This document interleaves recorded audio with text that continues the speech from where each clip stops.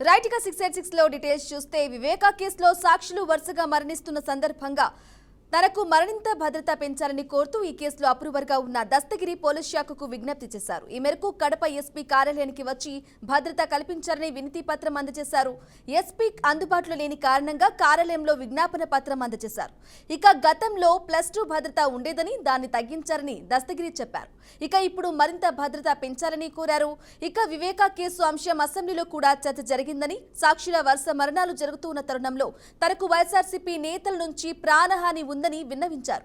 ఇక ఇప్పటికే తనను కడప జైల్లో డాక్టర్ చైతన్యారెడ్డి బెదిరించిన ఘటనలు పొందుపర్చిన దస్తగిరి కూటమి ప్రభుత్వం భద్రత పెంచుతుందని ఆశిస్తున్నట్లు తెలిపారు. ఇదే విషయానికి సంబంధించి పూర్తి సమాచారం మా ప్రతినిధి బసవరాజు అందిస్తారు. బసవరాజు, అంటే కడపలో జరుగుతున్న అంటే ఏదైతే వరుస ఈ సాక్షులు అంటే వివేకానంద రెడ్డి హత్య కేసు సాక్షులకు సంబంధించి అంటే ఒక్కొక్కరిని మట్టబెడుతున్న నేపథ్యంలో మనకు ఈ భయంకరమైన వాతావరణం ఉంది. అంటే నన్ను కూడా ఇది చేస్తారన్నట్లు ఆయన కూటమి ప్రభుత్వానికి విన్నవించుకునే పరిస్థితులు కనిపిస్తా ఉన్నాయి.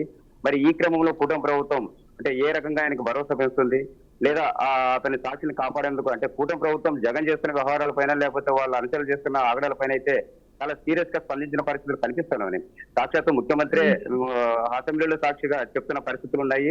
మరి ఈ క్రమంలో అంటే ఇది ఖచ్చితంగా ఒక్కొక్కరిని సాక్షులని చంపేసి ఈ కేసును నామరూపాలు లేకుండా చేసే ప్రయత్నం జరుగుతుంది. అదేవిధంగా పరోక్షంగా ఈ ముద్దాయిలు ఎవరైతే ఎవిడెన్స్ ఉన్నారో వాళ్ళంతా అప్రూవర్ గా మార్చుకొని అంటే లొంగ తీసుకునే ప్రయత్నాలు అయితే చేస్తున్నట్లు తెలుస్తా ఉంది. మరి ఈ క్రమంలో ఎట్లాంటి పరిస్థితుల్లో అంటే కూటమి అనేక రక్షణ పెంచి లేదా భద్రత పెంచి అంటే కేసును కడదాకా లాగిస్తుందా, లేదా చివరికి సునీతను అదేవిధంగా వాళ్ళు కూడా భయపడే పరిస్థితులు కనిపిస్తున్నాయి. మరి ఇట్లాంటి క్రమంలో అంటే ఏదైతే ఈ కడపలో జరుగుతున్న ఈ వరుస హత్యలతో చూసాం మనము ఈ రకంగా అంటే చంపడం వల్ల అంటే వాచ్మ్యాన్ ని చంపడం వల్ల కూడా ఒక్కొక్కరుగా ఇప్పటికే 5 మందిని చంపిన పరిస్థితులు కనిపిస్తున్నాయి. మరి ఇట్లాంటి పరిస్థితుల్లో అంటే ఈ పోలీస్ భద్రత కావచ్చు, లేదా మన ప్రభుత్వం కావచ్చు, కూటమి ప్రభుత్వం మరింత రక్షణ కల్పించి వివేకానంద రెడ్డి హత్య కేసు నుంచి అంటే ఖచ్చితంగా దోషులకు శిక్ష పడేలా అంటే ఎవరు పాల్గొంటున్నారు ఏంటి వాళ్ళందరూ కూడా ఖచ్చితంగా శిక్ష చేసి జైలు పోతే పరిస్థితులు చూడాల్సిన పరిస్థితి ఉందని కూటమి ప్రభుత్వాన్ని కోరుతున్న పరిస్థితులు కనిపిస్తున్నాయి. మరి చంద్రబాబు కూడా ఈ విషయం మీద చాలా సీరియస్ ఉన్నట్లు మనకు తెలుస్తా ఉంది.